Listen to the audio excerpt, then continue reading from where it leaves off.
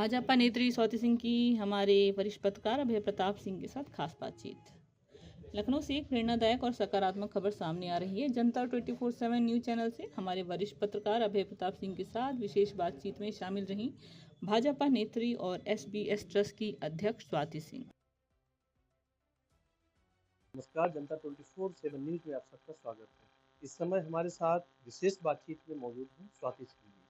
Swati Singh ji SBS जन कल्याण trust से को संचालित करती हैं और ये इसके जरिए दिव्यांगजनों की, गरीब असहायों की, महिलाओं की व ऐसे बहुत सारे बेसहारा लोगों की मदद करती हैं जो आर्थिक रूप से बहुत कमज़ोर है या सामाजिक रूप से जिनको न्याय नहीं मिल पा रहा है, तो काफ़ी दिक्कतों से जो है उनको न्याय दिलाने का पूरा प्रयास करती है। इस दिशा में कई ऐसी पहल उन्होंने की है ताकि जो बच्चे हैं जो बाल मजदूरी कर रहे हैं, जो सड़कों पर ऐसे भिक्षुक के रूप में घूम रहे हैं, उनको एक नई दिशा प्रदान कर रहे हैं। और इनसे हम जानेंगे कि जो SBS जन कल्याण ट्रस्ट है, जो इनके अंदर जो सेवा भाव है, ये कहाँ से आया और कैसे आपके अंदर ऐसा लगा। जी, आपका स्वागत हमारे चैनल में। बहुत बहुत धन्यवाद बदौरी जी। ये चीज़ तो हमारे जीन्स में है कह लीजिए, क्योंकि हमारे को इस चीज़ की प्रेरणा हमारी माता जी से मिली। हमारी माता जी को मैंने बचपन से लोगों को निस्वार्थ भाव से सेवा करते हुए देखा। उनके वो खोजती रहती थी कि कौन ऐसा इंसान उन्हें मिले जिसकी उन्हें मदद करने का अवसर मिले, और वो मदद करती थी जा करके। तो जब मैं बड़ी हुई तो मुझे लगा कि हाँ, इस समाज में बहुत से ऐसे लोग हैं जिनको ज़रूरत है कि उन्हें कोई सहारा दिया करके। तो उसे देख करके जब सबसे पहले तो जब मैं छोटे-छोटे बच्चों को रोड पर भीख मांगते हुए देखती थी या कूड़ा बीनते हुए देखती थी, तो मुझे लगता था कि हमारे देश का भविष्य है।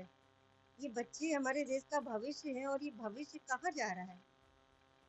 तो उन्हें देख के जो मुझे पीड़ा होती थी, उस पीड़ा को मैं कैसे बयाँ करूँ, आज भी होती है। मुझे दुःख होता है कि अगर कोई भी बच्चा मुझे आज भी रोड पर कूड़ा बीनते हुए दिखता है या भिक्षा माँगते हुए दिखता है, तो मुझे लगता है कि ये मेरे देश का भविष्य किस तरफ जा रहा है, तो उसे मैं रोकने का प्रयास करती हूँ। हमने अभी भी काफ़ी सारे करीब-करीब 350 बच्चों को उस जगह से हटा करके स्कूल भेजने का काम किया कि वो स्कूल जाएँ और पढ़ें, क्योंकि सबसे जो इम्पोर्टेंट चीज़ है वो तो शिक्षा ही है। अगर बच्चे शिक्षित होंगे तभी हमारा देश आगे बढ़ेगा, और शिक्षित होने के बाद वो इन सब चीज़ों से हट पाएँगे।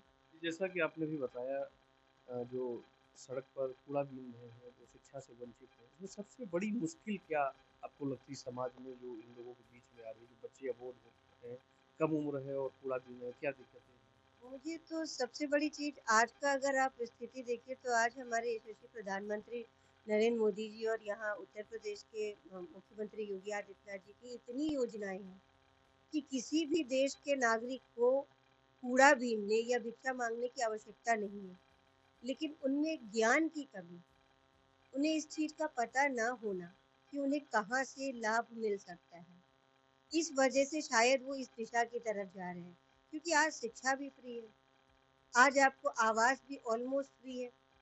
तो सब, और शिक्षा, आवास, अनाज, आयुष्मान जैसी इतनी योजनाएँ, और अगर कोई बिना पढ़ी-लिखी महिला भी है, अशिक्षित रह गई है, जैसे पुराने समय में जो लोग वो शिक्षा से वंचित रहे हैं, उनकी शिक्षा को पूरा कर पाना थोड़ा मुश्किल इसलिए है क्योंकि वो, जब हम उनसे बात करने जाते हैं इस तरीके की महिलाओं से कि भाई आप नहीं पढ़ी हैं, क्या आप पढ़ना चाहती हैं? तो बोलती है कि अगर मेरा बच्चा पढ़ेगा या मैं पढ़ने जाऊँगी, तो मुझे खाना कौन देगा? मैं खाऊँगी कैसे? मेरा घर कैसे चलेगा? तो उनकी ये समस्या तो गंभीर है, तो मैं उनको यही समझाती हूँ कि जो जीवन आपने जिया है, कम से कम वो जीवन अपने बच्चों को मत जीने दीजिए। बच्चों को आत्मनिर्भर बनाइए, उन्हें सबसे पहले पढ़ाइए। और आपके पास भी इतनी योजनाएँ हैं, जैसे कि आप देखिए कि सरोजनी नगर विधानसभा है हमारे लखनऊ में, तो यहाँ पर हमारे माननीय विधायक राजेश्वर जी ने बहुत काम किया, और वो जो महिलाएँ जिन्होंने नहीं पढ़ी, तो मैक्सिमम महिलाओं को कुछ ना कुछ रोज़गार, सिलाई, कढ़ाई, बुनाई, कुछ नहीं तो झंडे ही बना रही हैं, स्कूल के बैग बना रही हैं। तो इस तरह जब कोई आत्मनिर्भर होता है, जैसे महिला पुरुष आपके द्वारा आपके प्रयास से, तो आपको कैसी अनुभूति होती है? कैसा महसूस करती है आप? मैं खुद एक महिला हूँ, मेरे माध्यम से अगर कोई महिला होती तब तो उसमें बहुत गर्व होता ही होता है, लेकिन कोई भी महिला जिसे मैं आत्मनिर्भर देखती हूँ कि वो अच्छी जगह पे बैठी है अपनी मेहनत से, तो मुझे वाकई बहुत गर्व महसूस होता है। मुझे लगता है कि हाँ, हमारे भारत देश की हर महिला को ऐसा ही गर्व महसूस करने के लिए कुछ ना कुछ करते रहना चाहिए, क्योंकि महिलाओं में जो शक्ति है कुछ भी कर गुजरने की, वो ज़्यादातर लोगों में नहीं होती है। पुरुषों में उसके कंपैरिजन में, जैसे जो रिसर्च हुई है, मैं नहीं कह रही हूँ ऐसा कि पुरुषों में कम होती है, लेकिन महिलाओं में डेडिकेशन बहुत ज़्यादा होता है, मेहनत से वो पीछे नहीं भागती हैं। तो अगर वो चाहे तो वो कुछ भी कर सकती है। तो इसलिए हर महिला को कुछ ना कुछ रोज नया खोजते रहना चाहिए कि कहाँ जा कर के उन्हें सफलता मिलेगी। हर महिला, हर पुरुष के अंदर एक अलग कला होती है, उसे अपनी उस कला को, अपनी उस चीज़ को पहचानना होगा कि हम किस दिशा में जाएं जहां हमें सफलता मिलेगी। और उससे उन्हें सफलता नहीं मिलती, पूरे राष्ट्र को सफलता मिलती है। राष्ट्र की बात किया तो एक बात है जो अभी चल रहा है, एसआईआर की जो प्रक्रिया भारत निर्वाचन आयोग द्वारा संचालित की जा रही है। हालांकि राजनीतिक पार्टी के तौर पर आप राजनीति से भी जुड़ी हुई है, बीजेपी से जुड़ी है, और जनसेवा का जो नाता आपका पुराना है, जनसेवा की जो भावना है, इसके अंतर्गत देश सेवा की भावना अपनी है।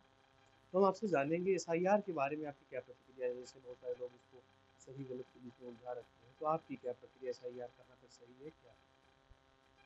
सही गलत का तो प्रश्न ही नहीं उठता। ये हमारे देश के लिए वाकई बहुत ज़रूरी चीज़ थी।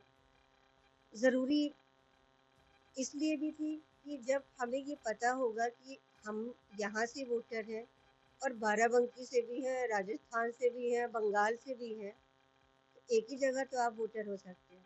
यानी कि आप उन 4 और लोगों का लाभ लेने से वंचित कर रहे हैं, जो लोग आपकी जगह पे वोटर हो सकते थे। तो उनका नाम कटना बहुत ज़रूरी है, जिसका काम हम इसके लिए अपने यशस्वी प्रधानमंत्री जी को, अपने उत्तर प्रदेश के मुख्यमंत्री जी को आभार व्यक्त करते हैं कि उन्होंने इस प्रक्रिया के ऊपर कार्य शुरू करके ख़त्म करने की मुहान तक पहुँचा दिया इसको। और मैं आपको बताऊँ कि मैं अपने बूथ पे 100% एसआईआर की प्रक्रिया पूरी कर चुकी हूँ। जो हम जिस बूथ पे हम रहते हैं, जो सरोजनी नगर विधानसभा के 406 नंबर बूथ पे, उस पे 100% हमारी एसआईआर की प्रक्रिया पूरी थी और सबने सहयोग किया है। देखिए, शिक्षा इसीलिए ज़रूरी है। जब आप शिक्षित होंगे तो आपको पता होगा कि हाँ, एसआईआर क्या है, इससे मुझे क्या लाभ है और क्या नहीं। आप सोचिए कि वो बच्चे बेचारे वंचित रह जा रहे हैं, क्योंकि हमारे देश में घुसपैठिया आके घुस करके यहाँ के वोटर बनने का दावा करते हैं। हम उन्हें कैसे निकालेंगे? उससे टेररिज्म, जो आप देखते हैं कभी कोई घटना हो जाती है, वो इसी वजह से होती है क्योंकि हम जान ही नहीं पाते कि ये हमारे देश का नागरिक है कि बाहर का नागरिक है। जब हम उनकी पहचान करके उनको यहाँ से अलग स्थान पे पहुँचाएँगे, तभी ना हमारा देश, देश की सुरक्षा के लिए, देश की प्रगति के लिए और देश के विकास के लिए, और या यूँ कह लीजिए कि हर तरीके से देश की ग्रोथ के लिए एसआईआर बहुत ज़रूरी है।